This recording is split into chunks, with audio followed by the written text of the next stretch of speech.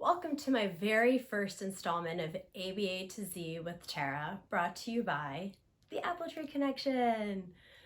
This is going to be concepts and principles of applied behavior analysis covered at the Registered Behavior Technician level, or the RBTs.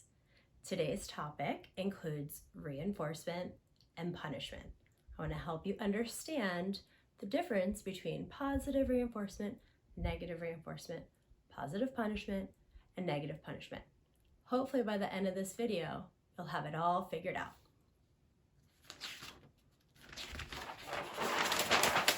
Okay, reinforcement.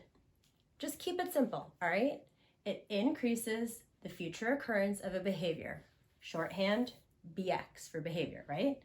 It makes a behavior stick around. Keep that simple definition in mind. Remember that.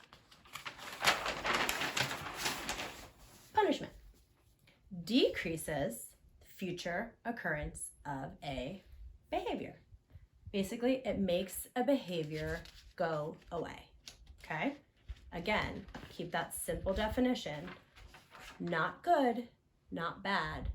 Reinforcement increase, punishment decrease. Keep it simple, okay? All right. In our a.b.A. lingo, positive. See how I put the plus sign? Add. Think math in our field, applied behavior analysis. You're going to add or give, so think plus. Negative. Math. Negative. Subtract or remove. Minus. Take away. Okay? Neither are good or bad. Positive, negative. Don't think good or bad. Just think add something, remove something. Okay? Reinforcement increases behavior. Punishment decreases behavior. Positive, adding. Negative, subtracting.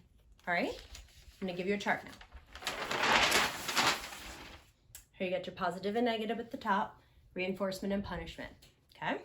So let's just look at the reinforcement line. Positive reinforcement.